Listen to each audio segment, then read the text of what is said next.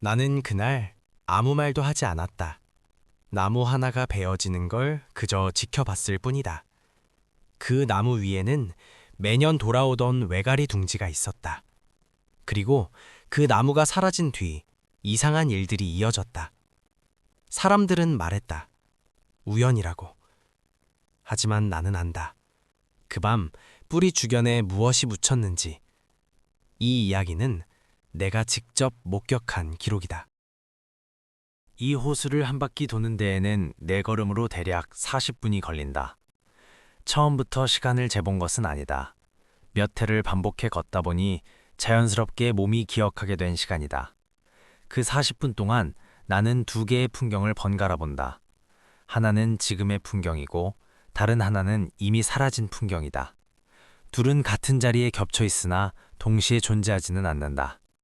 지금의 호수는 정돈되어 있다. 데크는 일정한 간격으로 이어지고 가로등은 밤이면 수면 위로 길게 그림자를 들이운다.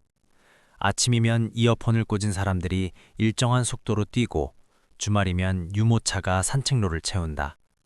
이곳은 이제 주거 환경이 좋은 단지로 소개된다. 그러나 이곳이 이처럼 단정해지기 전 호수는 훨씬 거칠고 조용했다.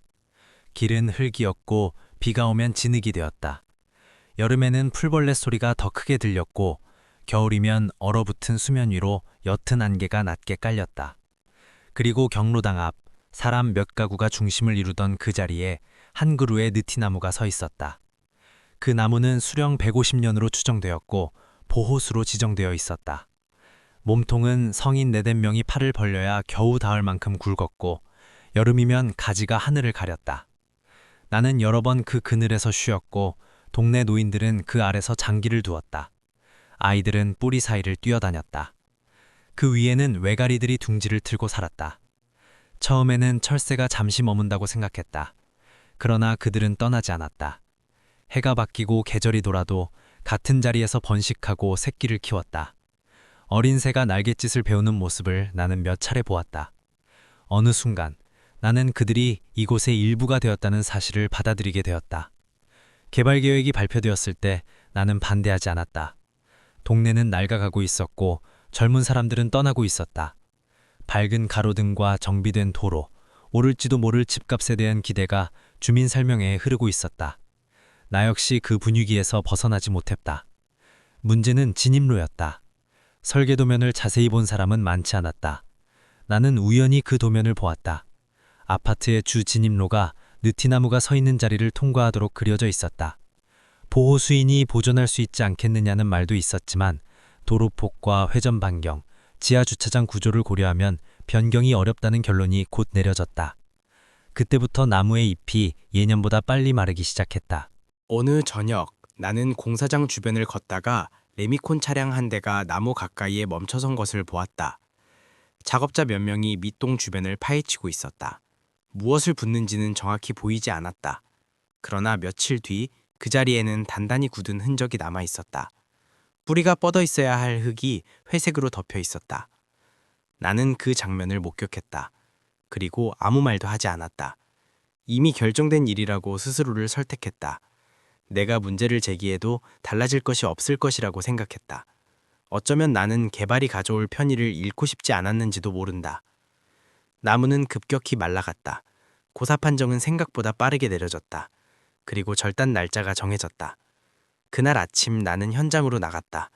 피하고 싶었지만 보지 않으면 안 될 것 같았다. 엔진톱이 껍질을 가르는 소리가 낮게 울렸다. 톱밥이 햇빛 속으로 흩날렸다.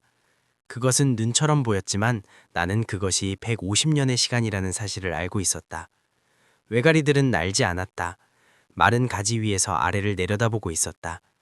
나무가 기울어지기 시작했을 때 사람들은 소리쳤다. 거대한 몸통이 땅에 닿으며 둔탁한 충격이 울렸다. 둥지가 떨어졌다. 그제야 한 마리가 날아올랐다. 그러나 멀리 떠나지는 않았다. 호수를 크게 한 바퀴 돌고 반대편 숲에 내려앉았다. 나는 바닥에 쌓인 톱밥을 손에 쥐었다. 따뜻했다. 아직 온기가 남아 있었다. 나는 그것을 작은 봉투에 담아 집으로 가져왔다. 공사는 중단되지 않았다. 사람들은 생각보다 빨리 익숙해졌다. 화재 사고가 한 번 있었다. 작업자 한 명이 목숨을 잃었다. 몇 달 뒤에는 지하 경사로에서 차량이 미끄러져 2명이 사망했다. 몇 해가 지나자 한 중학생이 아파트에서 몸을 던졌다. 신문은 각각의 원인을 정리했다. 관리 소홀, 구조적 결함, 개인적 고통.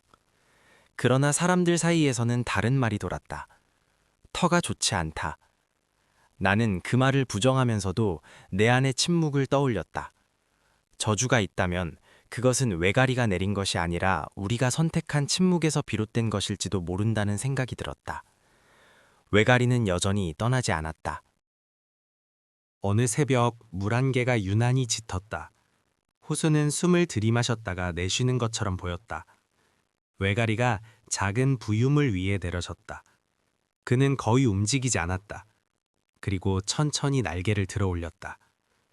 바람은 없었는데 수면이 흔들렸다. 잔물결이 겹쳐 일었고 안개가 아래에서 솟구쳤다.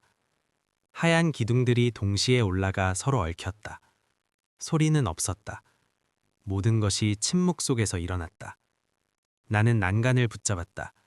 그 아래에는 콘크리트가 있고 그 아래에는 잘려나간 그루터기가 있다. 얼마나 시간이 흘렀는지 알 수 없었다. 외가리의 날개가 내려오자 물은 다시 잔잔해졌다. 안개는 흩어졌다. 마치 아무 일도 없었던 것처럼. 외가리는 날지 않았다.